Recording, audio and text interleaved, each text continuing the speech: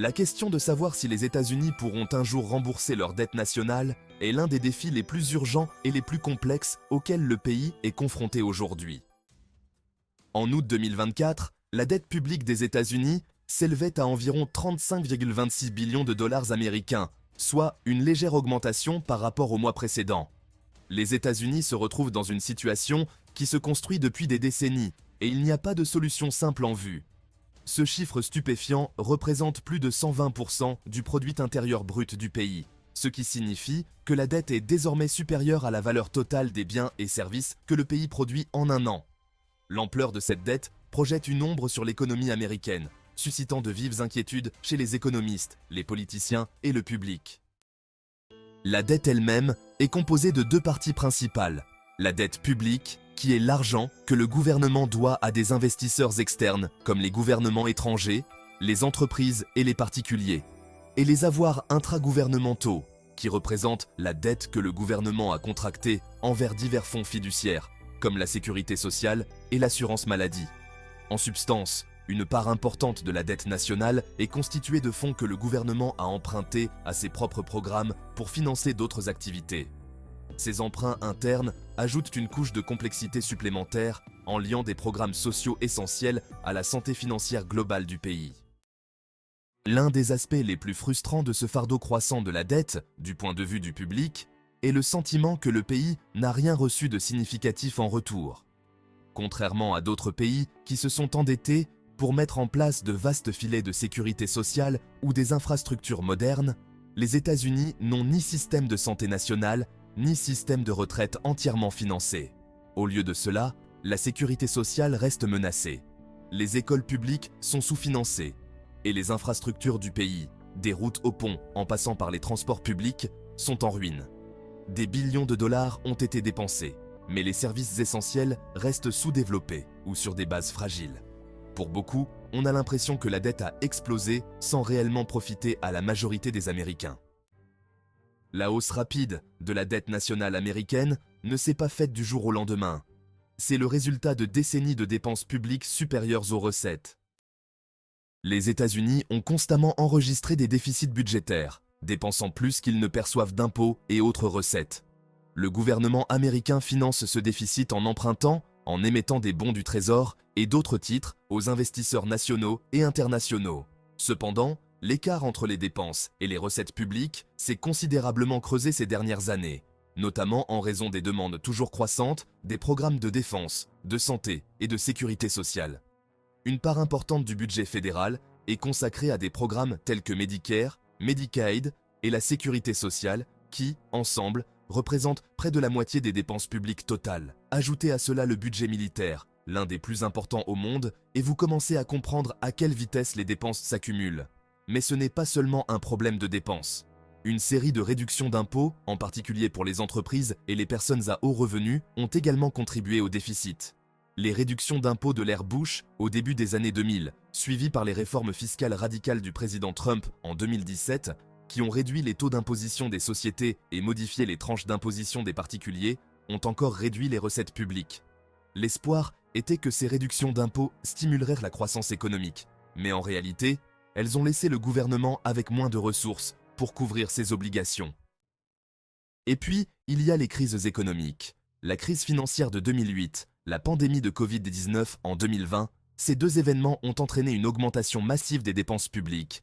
Washington s'efforçant de stabiliser l'économie. Des billions de dollars de dépenses de relance ont été injectés dans l'économie, ce qui a encore accru la dette nationale. En outre, les guerres, en particulier celles d'Irak et d'Afghanistan, ont coûté environ 6 billions de dollars aux États-Unis, ce qui a encore accru les besoins d'emprunt du pays. À ce stade, l'idée de rembourser intégralement la dette nationale américaine semble irréaliste. Peu de grandes économies parviennent à éliminer totalement leur dette nationale, et les États-Unis ne font pas exception. L'objectif n'est pas tant de rembourser la dette que de la gérer. Le gouvernement américain doit s'assurer qu'il peut continuer à honorer ses obligations en matière de dette. Paiement des intérêts et refinancement de la dette arrivant à échéance, sans déclencher de crise financière. Grâce à la demande mondiale de titres du Trésor américain, considéré comme l'un des placements les plus sûrs, les États-Unis ont pu emprunter à des taux d'intérêt relativement bas. De plus, Comme les États-Unis émettent des dettes dans leur propre monnaie, ils disposent d'un avantage unique. Techniquement, ils pourraient imprimer davantage de monnaie pour rembourser leurs dettes. Cependant, cela comporte ses propres risques, à savoir l'inflation, voire l'hyperinflation, qui déstabiliserait l'économie et éroderait la confiance du public dans le dollar. Le défi immédiat n'est pas nécessairement de rembourser la dette, mais d'en assurer le service. En 2023, le gouvernement américain dépensait plus de 500 milliards de dollars par an uniquement pour le paiement des intérêts, un chiffre qui devrait augmenter avec la hausse des taux d'intérêt.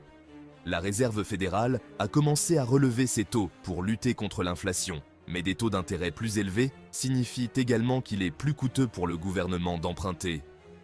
Si le coût du service de la dette devient trop élevé, il pourrait évincer d'autres domaines importants des dépenses publiques, comme les infrastructures, l'éducation et la défense. Cela pourrait conduire à des décisions difficiles quant aux programmes à financer et à ceux à abandonner. Pour véritablement maîtriser la dette, les États-Unis doivent se concentrer sur la croissance économique.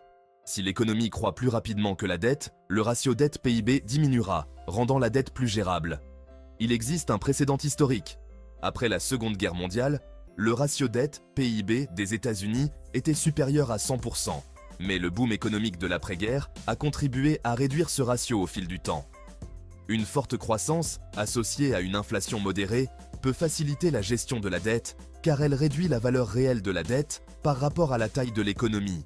Mais il n'est pas certain que les États-Unis parviennent à atteindre le niveau de croissance nécessaire aujourd'hui. Les États-Unis sont confrontés à un ralentissement de la croissance démographique et à des gains de productivité moins importants qu'au cours des décennies précédentes, ce qui rend plus difficile la réduction de la dette par la croissance. Même si la croissance était robuste, les États-Unis devraient tout de même réduire leur déficit budgétaire annuel. Cela impliquerait soit de réduire les dépenses, soit d'augmenter les impôts, soit une combinaison des deux, chaque solution présentant des difficultés politiques et sociales considérables. Réduire les dépenses est plus facile à dire qu'à faire. Les grands programmes comme la sécurité sociale, l'assurance maladie et la défense sont politiquement intouchables. Ces programmes bénéficient d'un large soutien du public et de groupes de pression puissants qui font qu'il est presque impossible de les réformer ou de les réduire.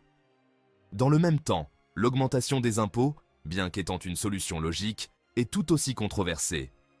Les augmentations d'impôts sont très impopulaires, en particulier auprès des conservateurs et du monde des affaires.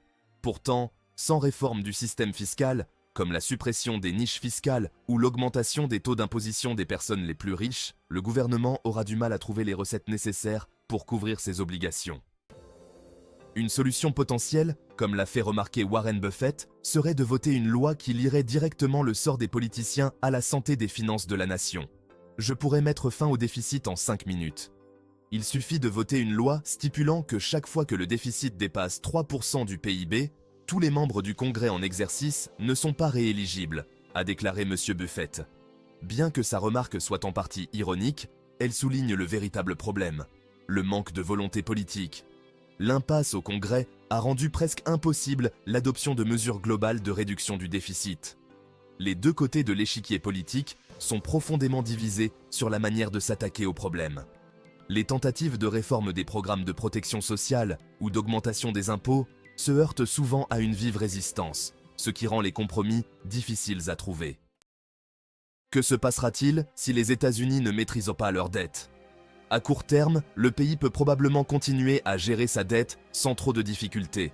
Mais à long terme, les risques augmentent. À mesure que la dette continue d'augmenter, le coût de son service augmentera également. La hausse des paiements d'intérêt pourrait absorber une part croissante du budget fédéral, laissant moins de marge de manœuvre pour d'autres priorités. Cela pourrait entraîner un ralentissement de la croissance économique, car les investissements dans les infrastructures, l'éducation et d'autres domaines favorisant la croissance seraient réduits.